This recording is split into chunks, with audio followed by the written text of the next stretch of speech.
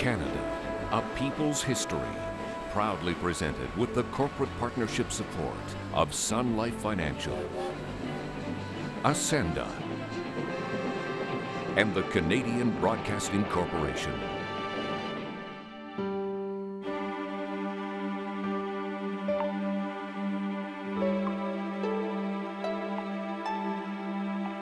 In the age of Queen Victoria, doctors prescribe a dark and powerful medicine to patients who are in pain. Isabella was in great agony all night and was obliged to have recourse to opium in large quantities. Isabella Clark MacDonald has become addicted to liquid opium taken in a glass of wine. She has been bedridden for almost her entire marriage to John A. MacDonald. It doesn't help that her husband is constantly called away to deal with political matters. John has started for Toronto last evening. I am, thank God, much better. But my head is confused and I am not sure what I say.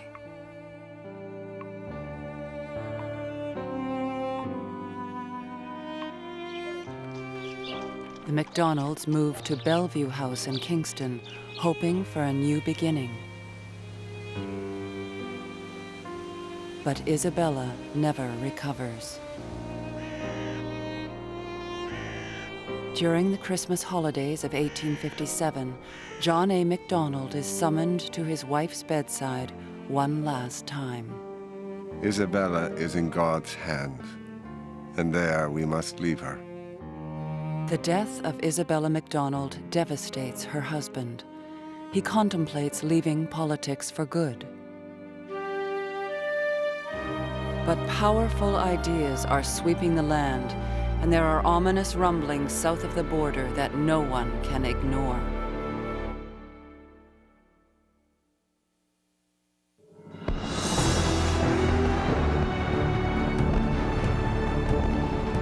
Against a terrifying backdrop of civil war, 33 men must settle the fate of the Queen's colonies in British North America.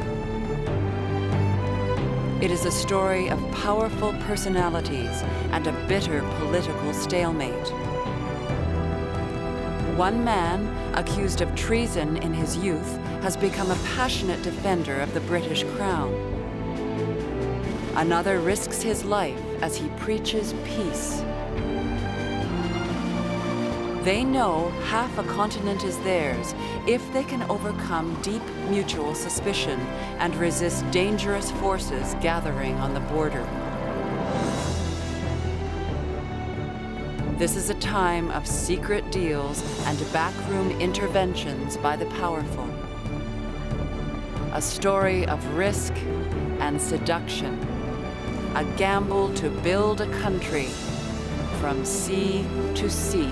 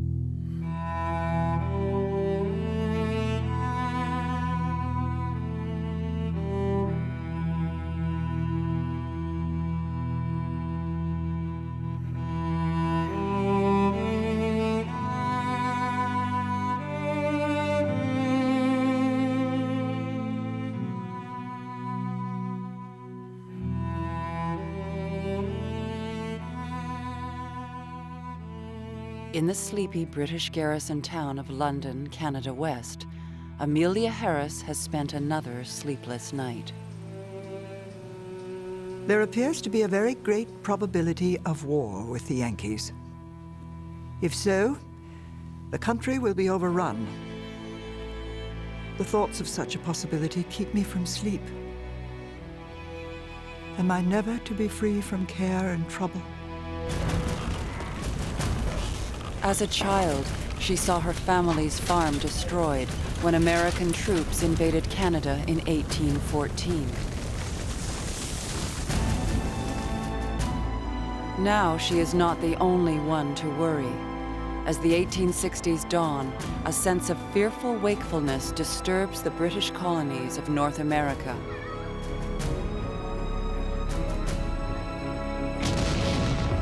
Civil war has erupted in the United States. It will become the most destructive conflict the world has ever seen. There are barely 4 million people in the colonies. Most live within striking distance of the American border, in the province of Canada and the colonies along the Atlantic. On their doorstep, a nightmare of slaughter. The northern states against the slave-owning South. Brother pitted against brother.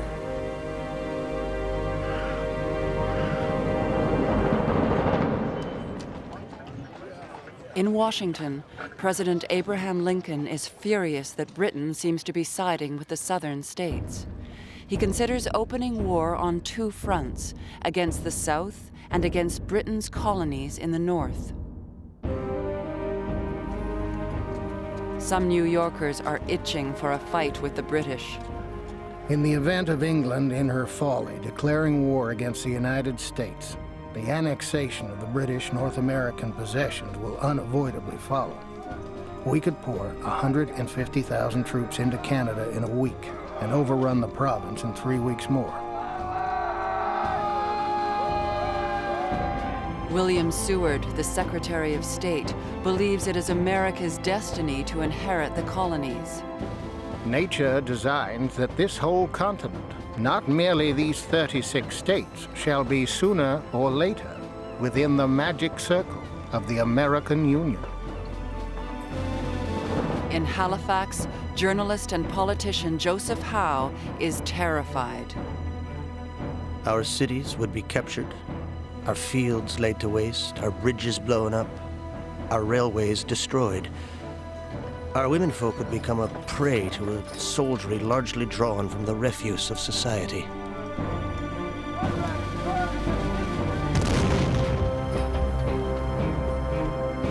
But the people of British North America have no intention of being overrun.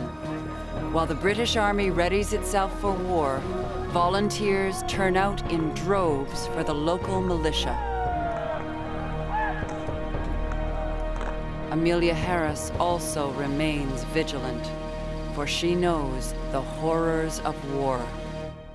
Mr. Griffin returned today disgusted with everything he had seen in the States. He brought his pocket full of rings, taken from federal soldiers' letters in the dead letter office at Washington. They say the rings are made from the bones of rebels' legs. They are worse than savages.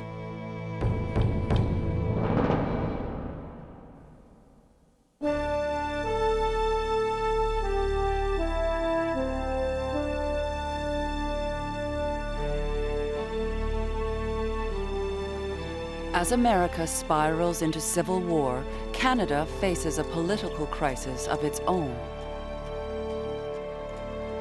The new Governor-General, Viscount Charles Monk, is favorably impressed by the local politicians, who will have to solve it.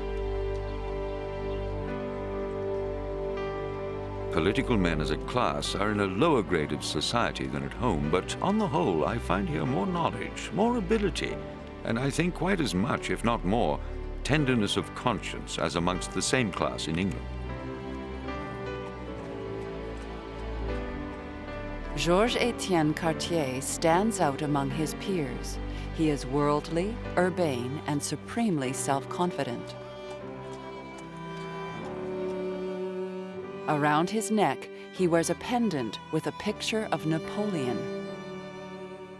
I am a French Canadian. I love my race and naturally have a certain preference for it. But as a politician, I can be partial to others too. Cartier is utterly at ease with the elite of Montreal, French and English. Financier Hugh Allen often meets with him. Cartier was not a man with whom you could talk very much, because in all interviews with him, he generally did most of the talking himself. And you could with difficulty say anything.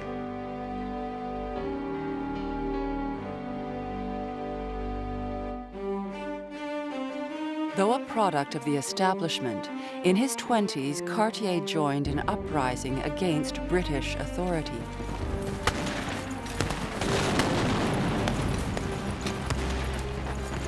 For his role in the Patriot Rebellion, he was charged with treason.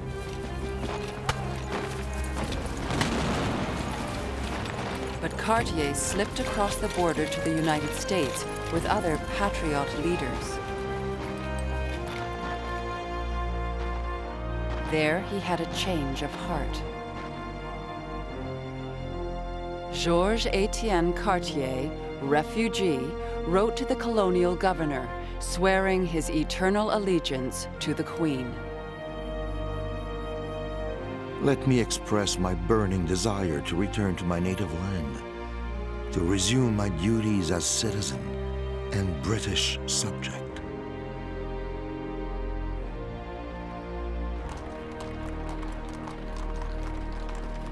The former rebel now devotes his energies to a new cause, making Montreal a great commercial center of the empire. The establishment warmly welcomes him back. This city is inspired by the spirit of progress. Nothing can stop it from one day becoming the rival of all the great American cities. He makes an advantageous marriage to Hortense Fabre, uniting two families with deep roots in French society. But it is a loveless and lonely marriage. Hortense is austere, religious, and deeply uncomfortable in social settings. Even family friends find her distant. She was ill at ease in the world. And I'm inclined to think she would have been happier in a convent, providing she could be its mother superior. Just as her husband was happy in politics, as long as he was in charge.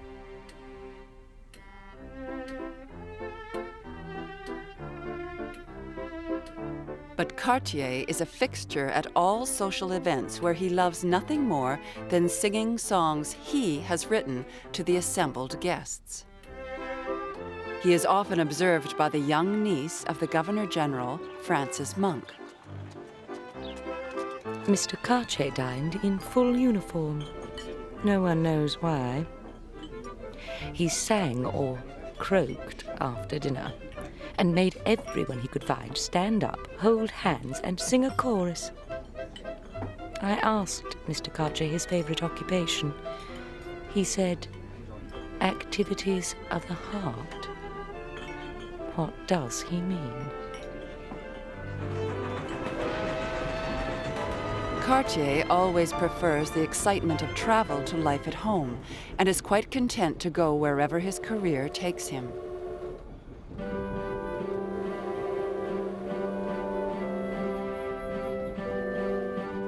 Voters will elect him again and again as their representative. He works tirelessly on their behalf, rewriting property laws, creating a modern civil code, setting up primary schools for Catholics and Protestants, modernizing the institutions of his province. Wherever Cartier goes, the interests of French Canada are never far behind.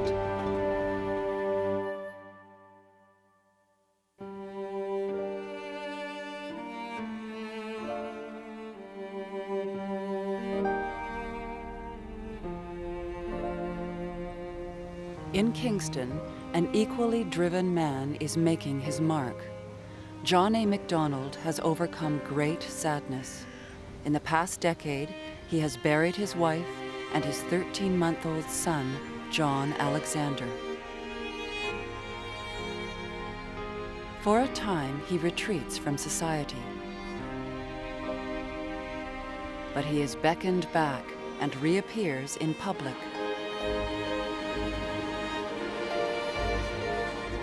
And is noticed at the theater by a young woman named Susan Agnes Bernard.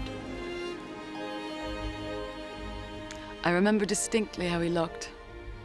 A forcible yet changeful face, with such a mixture of strength and vivacity, with his bushy, dark, peculiar hair as he leaned on his elbows and looked down.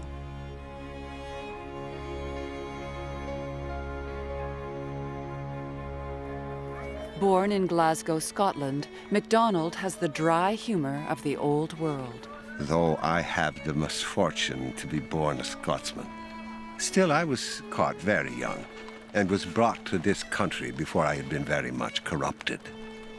Since I was 5 years old, I have been in Canada.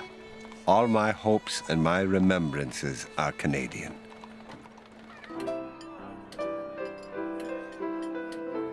From the earliest days, he reveals a genius for political persuasion, often around a dinner table or parlor. Amelia Harris is not impressed. The dinner is called a success. A great many people were there. The ministry stayed until very late and were very tipsy. They were Mr. Morrison, and Mr. Sidney Smith, and Mr. John A. MacDonald. They knocked each other's hats off, tore each other's coats, and did several equally clever things. What a pity to see such men at the head of affairs in Canada. But even when at play, MacDonald is always at work. Politician Hector Langevin admires his political savvy. MacDonald is a sly fox.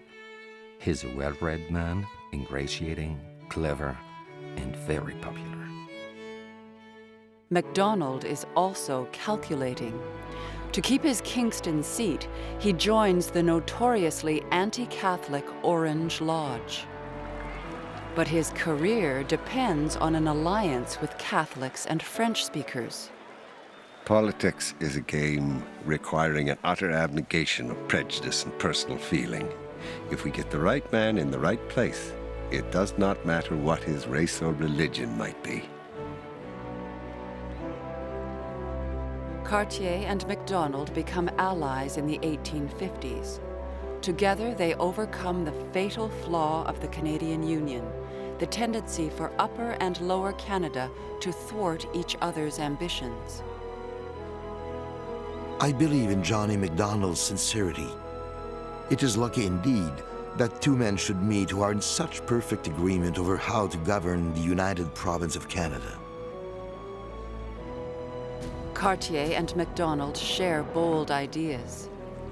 They want to build a transcontinental railway, and they muse about uniting all the British North American colonies, claiming the whole northern half of the continent. But a powerful obstacle stands in their way. An Upper Canadian rival who accuses MacDonald of selling out his own people to the French.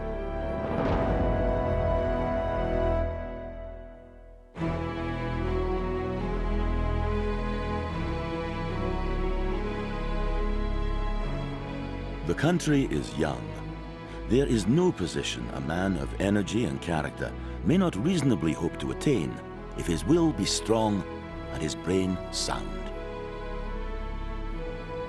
For many years, the greatest impediment to any MacDonald-Cartier idea was a 6'4" wall named George Brown.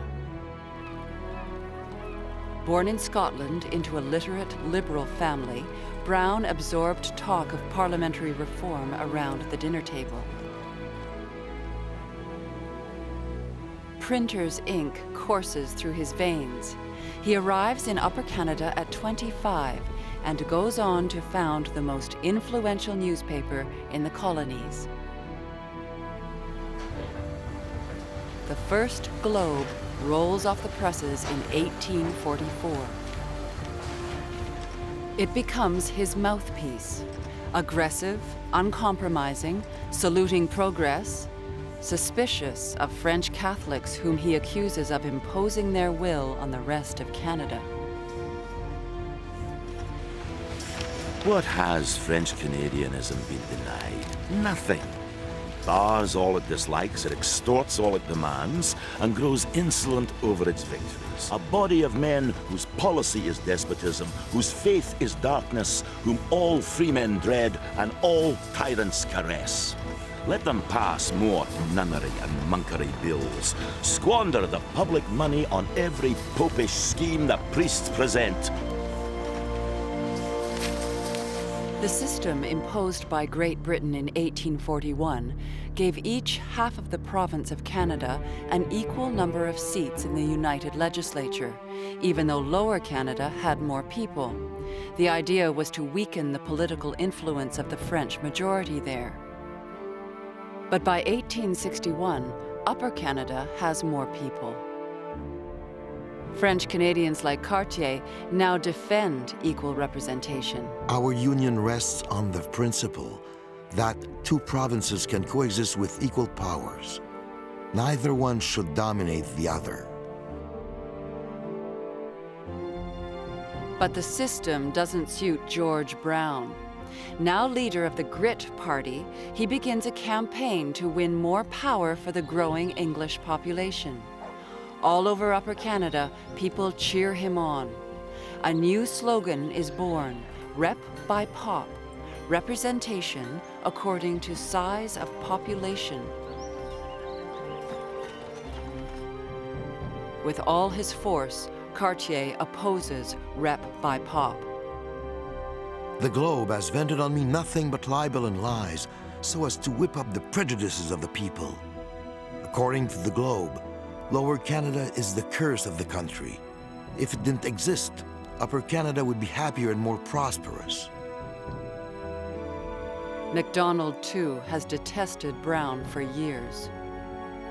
I am carrying on a war against that scoundrel George Brown for abusing me for months in his newspaper.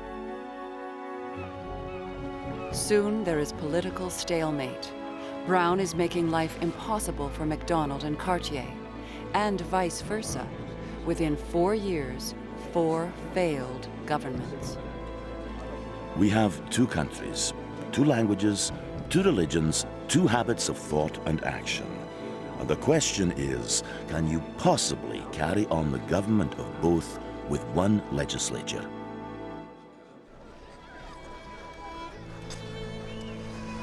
Winter 1862. Military crisis in the United States. Political crisis in Canada. Yet amid all the uncertainty, the colonies receive a continuing flow of settlers. The dispossessed are coming and bringing their own dreams.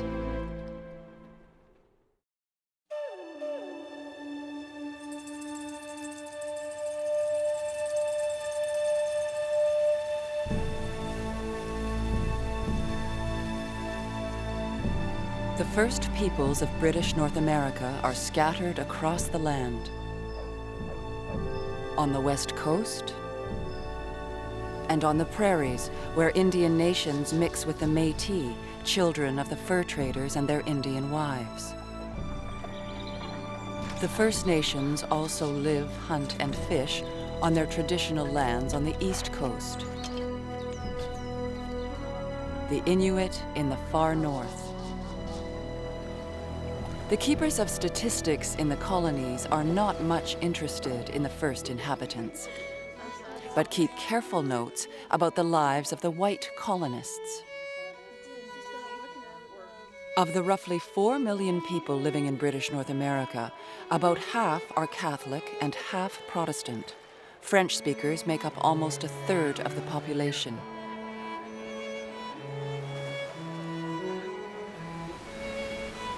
Most people marry in their 20s. Men promise to provide for the family, and women agree to submit to the authority of their husbands. Women have no more legal rights than their children. The average couple has 6 to 8 children.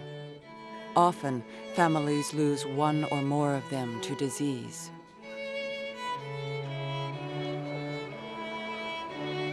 In mid-century, the citizens of British North America are joined by refugees fleeing oppression. In a generation, they will transform their adopted country.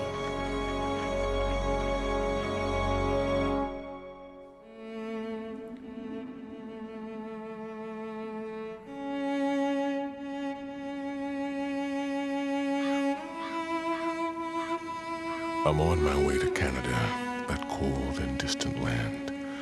The dire effects of slavery I can no longer stand. Farewell, oh master, don't come after me. I'm on my way to Canada, where colored men are free.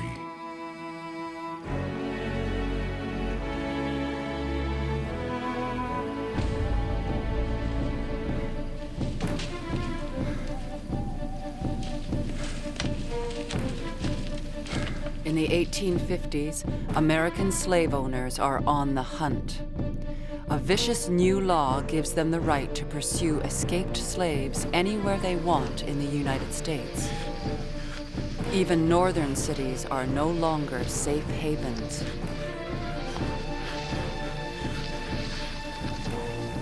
But on the plantation, word gets around that any slave who can slip across the border will be free.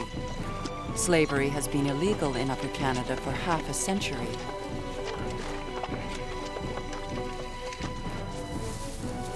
Fearing a mass exodus, slave owners spread rumors of their own. Canada is a barren country. Abolitionists are cannibals. They get you darkies up there, fatten you up, and then boil you. For those willing to risk everything for a chance at freedom, Harriet Tubman will lead the way to Canada. There are 2 things I had a right to: liberty or death. If I could not have one, I would have the other, for no man should take me alive.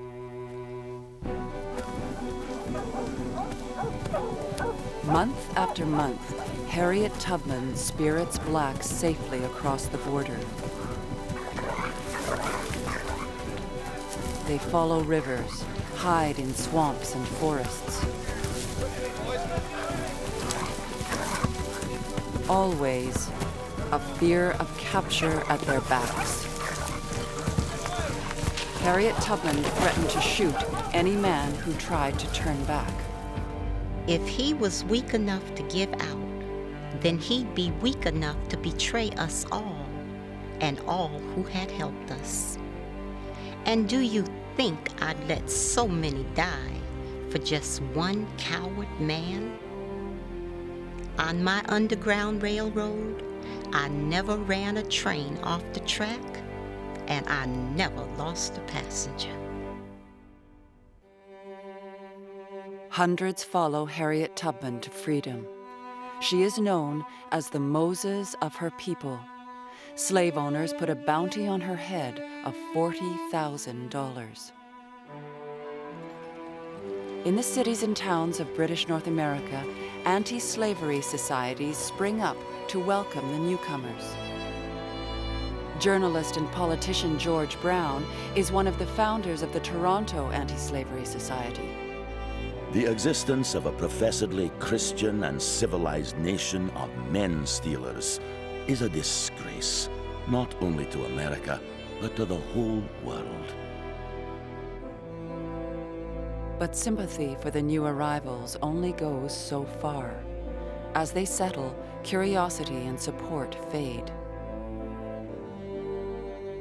For every meeting in favor of abolition, there is another wanting an end to black immigration.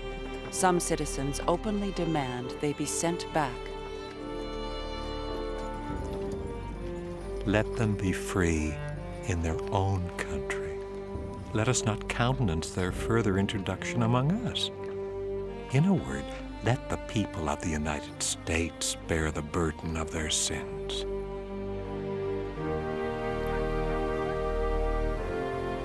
In spite of the hostility, a black community takes root. In Victoria, free blacks who have escaped California's racist laws form a regiment to defend British North America. Neither victuals, clothes, nor money. I received only a welcome. That was all I wanted, and I was thankful to get it.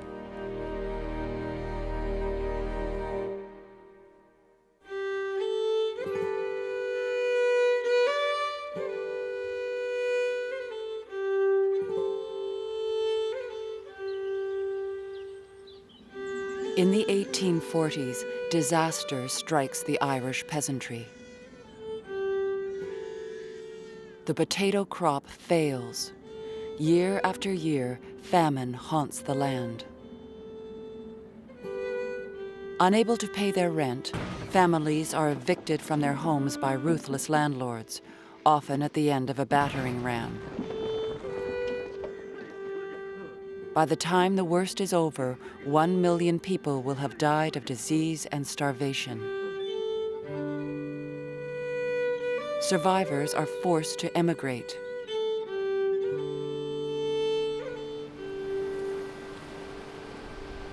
But the ships bound for North America carry death in their holds.